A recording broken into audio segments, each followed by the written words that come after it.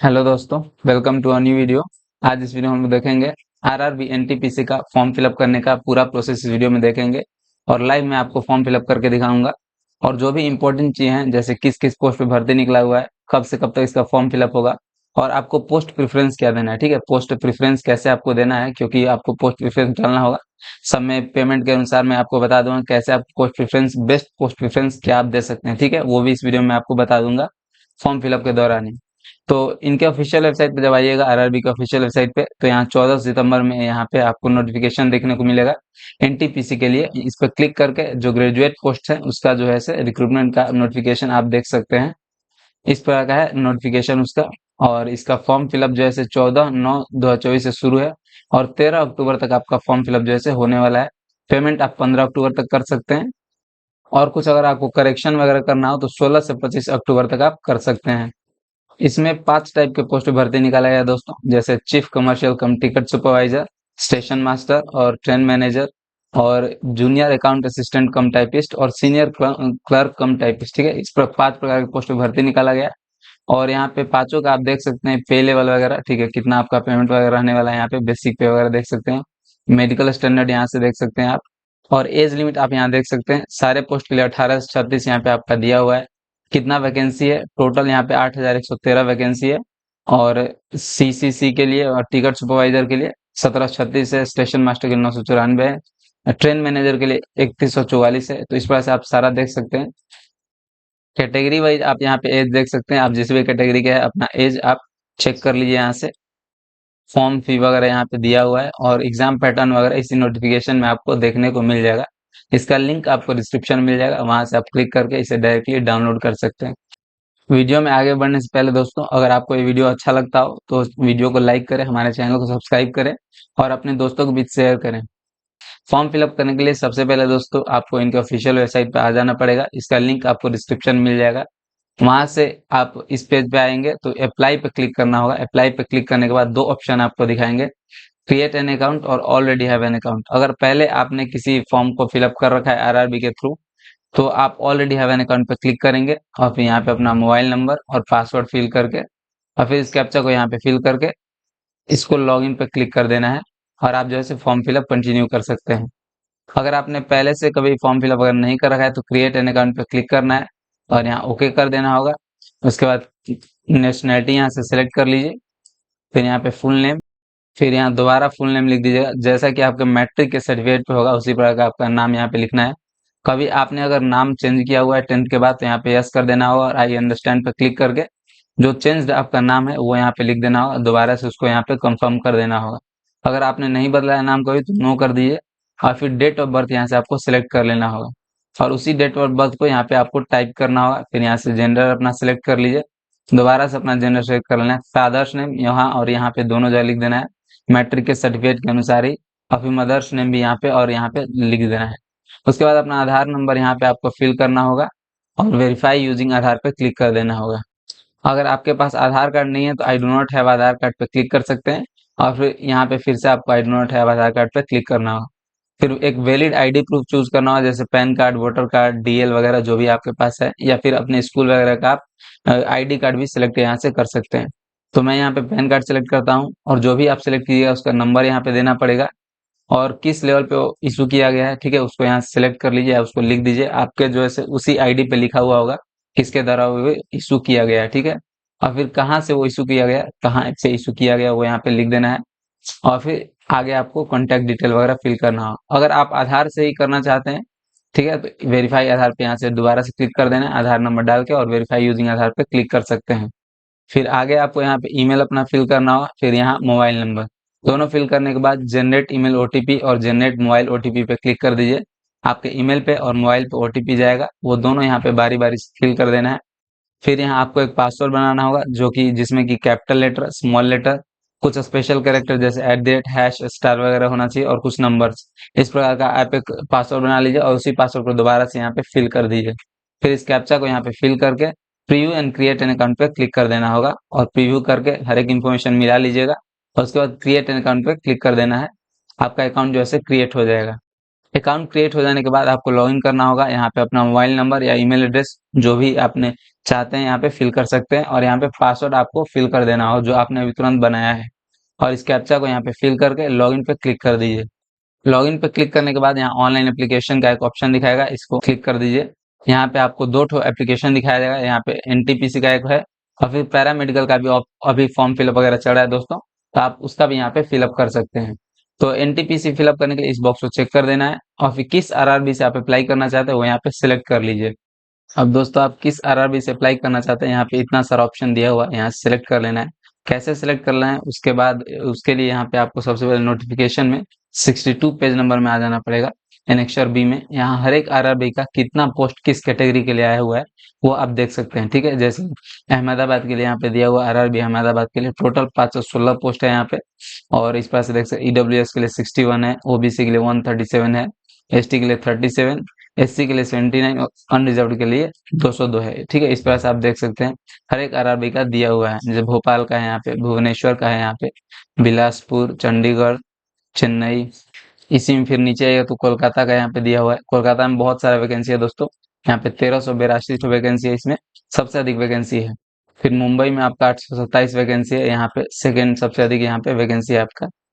और पटना में यहाँ आप देख सकते हैं हर एक 48 है, अनरिजर्व्ड का, ओबीसी का 28 है, एससी एसटी का 16 और 9 है, ईडब्ल्यूएस का 10 है, टोटल 111 यहाँ पे आपका वैकेंसी है। तो उस हिसाब से अपना देख लेना दोस्तों, जिस भी आरआरबी में आपको लग रहा है कंफर्टेबल है वहां पे आपको फिल करना है, और यहाँ से आप उसको सिलेक्ट कर लेना है। आपको सिलेक्ट कर लेने के बाद आपको नेक्स्ट कर देना होगा। नेक्स्ट कर देने के बाद इसको क्रॉस कर देना है, इसको कट कर देना है। और अगर दोस्तों आपने आधार वेरिफिकेशन नहीं करा होगा तो यहाँ पे वेरीफाई यूजिंग आधार का ऑप्शन देगा, इस पे क्लिक करके आप जो है वेरिफिकेशन कर सकते हैं। यहाँ पे आपको अपना आधार नंबर वगैरह फिल करना होगा, और इस बॉक्स को चेक कर देना है। अगर आपके मैट्रिक सर्टिफिकेट और आपने जो आधार पे दिया हुआ है हर एक इन्फॉर्मेशन जो आधार पे आपका है वो दोनों सेम है, तो इस बॉक्स को चेक कर दीजिएगा। और चेक करने के बाद अपने आप यहाँ पे फिल हो जाएगा, और इस बॉक्स को चेक करके वेरीफाई आधार पे आपको क्लिक कर देना होगा। आपका जैसे आधार वेरिफिकेशन कंप्लीट हो जाएगा। उसके बाद यहाँ आपका पर्सनल डिटेल वगैरह दिया हुआ होगा, यहाँ पे आप मैरिटल स्टेटस, रिलीजन वगैरह, मदर टंग वगैरह आप चेंज कर सकते हैं, लैंग्वेज ऑफ एग्जामिनेशन चेंज कर सकते हैं, और फिर मार्क वगैरह चेहरे वगैरह पे कहीं अगर कुछ आपका निशान वगैरह है तो उसको यहाँ पे आप एडिट कर सकते हैं, ठीक है। जो आपने रजिस्ट्रेशन के समय फिल किया हुआ है तो उसको भी आप यहाँ पे एडिट कर सकते हैं। फिर यहाँ से अपना कम्युनिटी सेलेक्ट कर लीजिए, जिस भी कैटेगरी से आप बिलोंग करते हैं। उसके बाद अगर आपने ओबीसी सेलेक्ट करा होगा तो यहाँ पे यस नो पूछेगा कि आप जैसे क्रीमी लेयर से बिलोंग करते हैं कि नहीं, तो नॉन क्रीमी लेयर है तो यहाँ पे आप यस सेलेक्ट कर लीजिए। और फिर सर्टिफिकेट नंबर यहाँ पे आपको देना होगा, फिर किस लेवल पे किस अथॉरिटी के द्वारा आपका जैसे इशू किया गया है वो सर्टिफिकेट, तो उसको यहाँ से आपको सिलेक्ट करना होगा। उसके बाद इशूइंग स्टेट, किस स्टेट से आपने इशू करवाया है वो जो है एनसीएल सर्टिफिकेट, या फिर जो भी आपने कैटेगरी चूज किया होगा उसका सर्टिफिकेट आपको यहाँ पे इशूइंग स्टेट सिलेक्ट करना होगा। फिर डेट ऑफ इशू यहाँ से सिलेक्ट कर लेना होगा, वो आपके सर्टिफिकेट पे ही लिखा हुआ होगा, उसको यहाँ से आप इस पे क्लिक करके सिलेक्ट कर सकते हैं। फिर पोस्टल एड्रेस डिटेल वगैरह आपको यहाँ फिल करना होगा। सबसे पहले प्रेजेंट एड्रेस के लिए यहाँ पे अपना स्टेट, फिर डिस्ट्रिक्ट, फिर एड्रेस में आप विलेज, पोस्ट और पुलिस स्टेशन, सिटी वगैरह डाल सकते हैं। फिर यहाँ पे विलेज, टाउन, सिटी सेलेक्ट कर लेना होगा, मतलब लिख देना होगा आपको यहाँ पे, और पिन कोड यहाँ पे फिल कर दीजिए। और अगर आपका प्रेजेंट एड्रेस और परमानेंट एड्रेस दोनों सेम है तो इस बॉक्स को फिर चेक कर देना है, इसको फिल करने के बाद दोनों अपने आप फिल हो जाएगा। और हर एक चीज फिल करने के बाद दोस्तों यहाँ पे सेव पे क्लिक कर देना है, उसके बाद ही हम लोग को नेक्स्ट करना है। फिर नेक्स्ट पेज में आपको दोस्तों यहाँ पे क्या आप एक सर्विसमैन है तो यहाँ पे यस या नो करना होगा। यस कीजिएगा तो आपको डिटेल्स फिल करने होंगे, जैसे किस आपने सर्विस दिया हुआ, आर्मी में, नेवी में या फिर एयर फोर्स में, किस रैंक पे आपने काम किया वो यहाँ पे लिखना है। डेट ऑफ अटेस्टेशन यहाँ पे फिल कर देना होगा, सिलेक्ट कर लीजिएगा यहाँ से। और क्या आप अभी भी इस वहाँ पे डिफेंस में सर्विस दे रहे हैं तो यहाँ पे यस कर सकते हैं।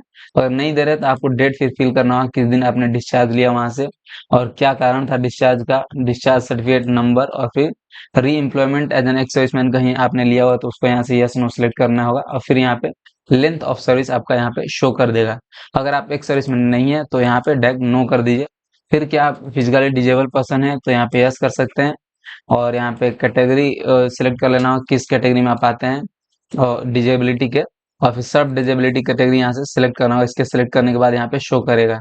फिर कितना परसेंटेज है डिजेबिलिटी का, किस प्रकार का डिजेबिलिटी है, सर्टिफिकेट नंबर और सर्टिफिकेट इशूइंग डेट यहाँ पे सिलेक्ट करना होगा। अगर आप डिजेबल पर्सन नहीं है तो डायरेक्ट आप नो कर सकते हैं। अगर आपको सब्सक्राइब चाहिए तो यहाँ पे यस कर सकते हैं, नहीं तो नो कर सकते हैं। फिर आगे आपसे पूछेगा कि इकोनॉमिकली बैकवर्ड क्लास से आप बिलोंग करते हैं, तो यहाँ पे यस करना होगा।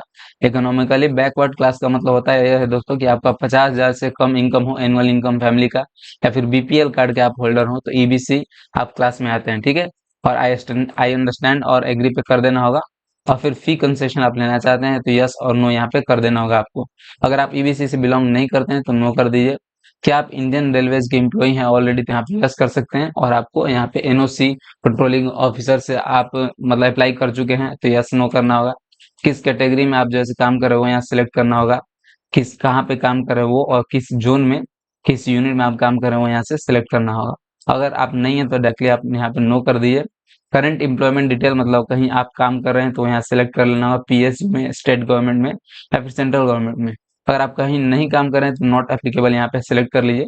और फिर उसके बाद यहाँ पे आपका बैंक अकाउंट डिटेल्स वगैरह दिखाएगा, आपका अकाउंट नंबर और नेम वगैरह। ये फी रिफंड के लिए होता है दोस्तों। इफ इन केस आप गलत डाल देते हैं तो जिनका आप अकाउंट नंबर डालिएगा उन्हीं में पैसा चला जाएगा, इसलिए आपको ये अच्छे से मिला के ही फिल करना होता है। और फिल करने के बाद यहाँ पे जैसे आपको सेव कर देना होता है, और सेव करने के बाद ही आप नेक्स्ट करिएगा। नेक्स्ट पेज में आपको दोस्तों एजुकेशनल क्वालिफिकेशन का यहाँ कुछ डिटेल देना पड़ता है। जैसे 10th क्लास का आपका पहले से ही रजिस्ट्रेशन के समय ही आपने डिटेल दिया हुआ होगा, वो यहाँ पे फिल किया हुआ होगा। अगर नहीं है, आप इसको एडिट करना चाहते हैं, कुछ गलत लग रहा है तो इसको एडिट कर सकते हैं इस प्रकार से क्लिक करके। यहाँ पे अपना क्वालिफिकेशन, स्टेट और फिर डिस्ट्रिक्ट, बोर्ड और फिर result declaration, date, roll number वगैरह आप जैसे सुधार कर सकते हैं। और एक डॉक्यूमेंट भी अपलोड कर सकते हैं, आप चाहें तो पहले से अगर आपको लग रहा है कि दूसरा अपलोड करना है तो यहाँ पे अपलोड डॉक्यूमेंट पे क्लिक करके आप अपलोड कर सकते हैं। और फिर अपडेट पे क्लिक कर देना होगा। और जो आप डॉक्यूमेंट अपलोड करेंगे यहाँ पे 10 क्लास के लिए, उसका साइज 500 KB से कम होना चाहिए दोस्तों। और इस पर क्लिक करके आप अपलोड कर दीजिएगा। 10th क्लास के सर्टिफिकेट अपलोड के बाद ही आपको, और उसको अपडेट करने के बाद ही यहाँ पे क्वालिफिकेशन सेलेक्ट करने का ऑप्शन आएगा। आपको बैचलर डिग्री यहाँ पे सेलेक्ट करना होगा।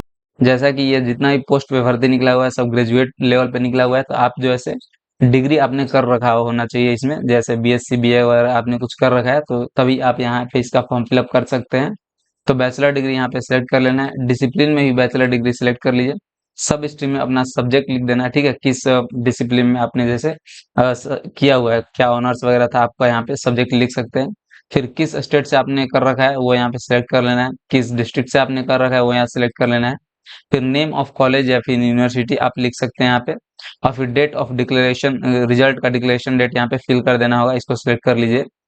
और फिर क्या आप हिंदी या फिर इंग्लिश टाइपिंग में कंप्यूटर में प्रोफिशिएंट हैं कि नहीं, मतलब आप इंग्लिश में टाइपिंग कर लेते हैं या फिर हिंदी में, तभी आपको यहाँ पे यस सेलेक्ट कर लेना है। अगर नहीं है तो आप डायरेक्ट नो कर दीजिए। किसी एक में भी आपका प्रोफिशिएंसी है जैसे हिंदी में या फिर इंग्लिश में, तो आप यहाँ पे सेलेक्ट कर सकते हैं यस। क्योंकि दोस्तों दो ठो पोस्ट जो है टाइपिंग का, आप यहाँ नोटिफिकेशन में देख सकते हैं, इस पोस्ट में टाइपिस्ट लिखा हुआ है, इसमें आपको टाइपिंग की जरूरत होगी। और एससीसीटी में आपको भी यहाँ भी टाइपिंग की जरूरत होगी, ठीक है। तो इन दोनों पोस्ट के लिए आप अप्लाई करना चाहते हैं, आपके आरआरबी में होगा तभी यहाँ पे आपको ऑप्शन दिखा रहा होगा, और आप यहाँ पे यस सेलेक्ट कीजिएगा तभी आपको पोस्ट जो प्रेफरेंस जब आप फिलअप करने जाएंगे आगे, तो वहाँ पे आपको टाइपिंग वाला पोस्ट दिखाएगा। अगर आपके पास टाइपिंग में प्रोफिशिएंसी नहीं है तो नो सेलेक्ट कीजिएगा। तो देखिए इस प्रकार का टाइपिंग टेस्ट जिसमें भी होता है वो आपको शो नहीं करेगा पोस्ट प्रेफरेंस के समय। यहाँ पे दोस्तों बहुत सारे लोग होते हैं जिनको नहीं भी अगर प्रोफिशिएंसी तो भी यस कर देते हैं, तो आप भी कर सकते हैं अगर, लेकिन आगे आपको सीखना पड़ेगा, ठीक है, क्योंकि उस पोस्ट पे अगर आपका सिलेक्शन होता है तो आपको टाइपिंग टेस्ट देना ही पड़ेगा, ठीक है। बिना उसके आपका जॉब उसमें आप सिक्योर नहीं कर पाएंगे। इसलिए इसको ध्यान से भरना है, आप अपने सोच समझ लीजिएगा उसके बाद ही। फिर यहाँ पे अगर अपलोड डॉक्यूमेंट का आपको ऑप्शन दिखा रहा है तो यहाँ पे इट मीन्स कि आपको 10th का सर्टिफिकेट आपको अपलोड करना पड़ेगा, मैट्रिक का सर्टिफिकेट, ठीक है। अगर आपने नहीं कर रखा हो तभी शो करेगा, नहीं तो ये शो नहीं करेगा। उसके बाद यहाँ ऐड पे क्लिक कर देना होगा, और हर एक चीज आपका यहाँ पे ऐड हो जाएगा। उसके बाद नेक्स्ट पे क्लिक कर देना होगा। देखिए यहाँ डॉक्यूमेंट अपलोड के बाद आपको फिर यहाँ पे शो नहीं करेगा कुछ भी चीज, और आपको डायरेक्टली ऐड पे क्लिक कर देना होगा और फिर नेक्स्ट कर देना होगा। नेक्स्ट पेज पे दोस्तों आपको फोटो और सिग्नेचर वगैरह अपलोड करना होगा, ठीक है। इसमें ऊपर में आपको मैट्रिक का सर्टिफिकेट जो आपने अपलोड किया हो वो यहाँ पे आप व्यू कर सकते हैं, देख सकते हैं आपका सही अपलोड हुआ है कि नहीं। व्यू पे क्लिक करके बाद नीचे आ जाना होगा, यहाँ पे ब्राउज पे क्लिक करके आपको फोटो अपलोड कर सकते हैं यहाँ से। फोटो का जो है फॉर्मेट जेपीजी फॉर्मेट होना चाहिए दोस्तों, 30 से 70 KB के बीच का साइज होना चाहिए।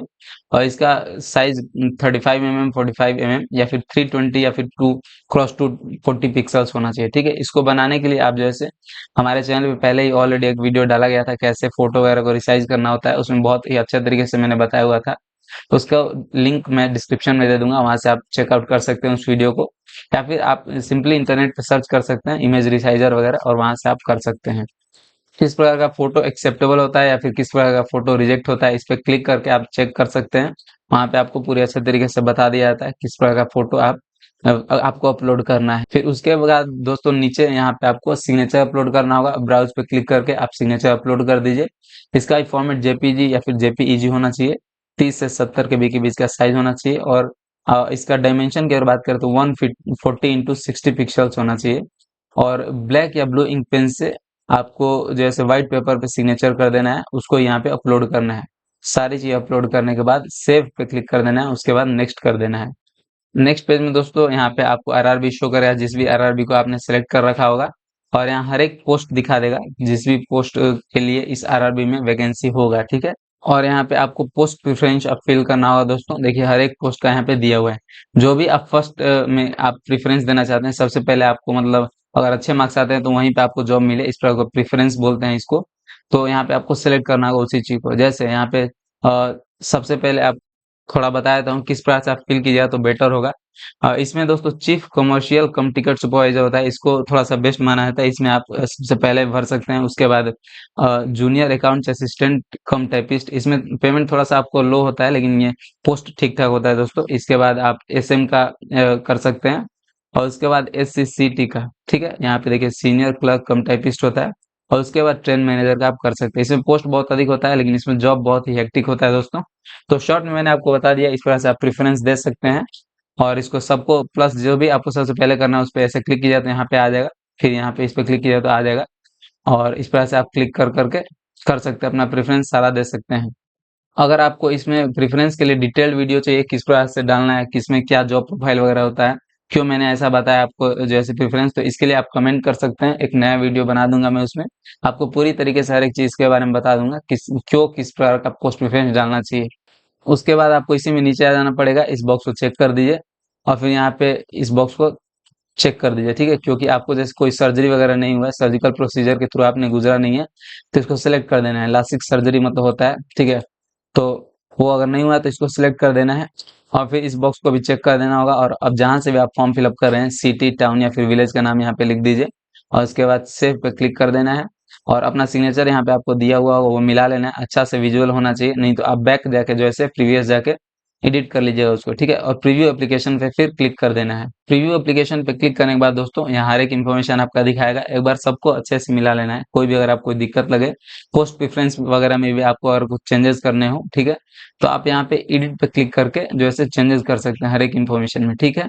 अगर आपको सब चीज सही लग रहा है तो इस बॉक्स को चेक कर देना है और सबमिट पे क्लिक करना है। सबमिट पे क्लिक करने के बाद दोस्तों आपका जो है पेमेंट का पेज ओपन हो जाएगा। वहां पे आपको सिंपली सिर्फ पेमेंट करना होगा। पे नाउ पे क्लिक करके वहां पे फी वगैरह लिखा हुआ रहेगा। जिनका मैं अभी फॉर्म फिलअप कर रहा हूँ उनको अभी पेमेंट नहीं करना है, तो इसलिए मैं यहाँ पे आपको पूरा प्रोसेस शो नहीं कर सकता। बट उसके आगे आपको सिर्फ इजी होता है, पे नाउ पे क्लिक कीजिएगा, यूपीआई का कार्ड वगैरह का ऑप्शन दिखाएगा। जिस भी चीज से आप करना चाहते हैं उसको कर लीजिए। और फिर आप अपने प्रोफाइल सेक्शन में जाके अपना जो है एप्लीकेशन डाउनलोड कर सकते हैं रिसीट के रूप में, ठीक है। और उसको डाउनलोड करके अच्छे से रख लीजिएगा, तो आगे आपको काम आएगा, ठीक है। और भी अगर आपको कोई प्रॉब्लम हो दोस्तों तो कमेंट सेक्शन में हमें जरूर बताइएगा। थैंक यू दोस्तों।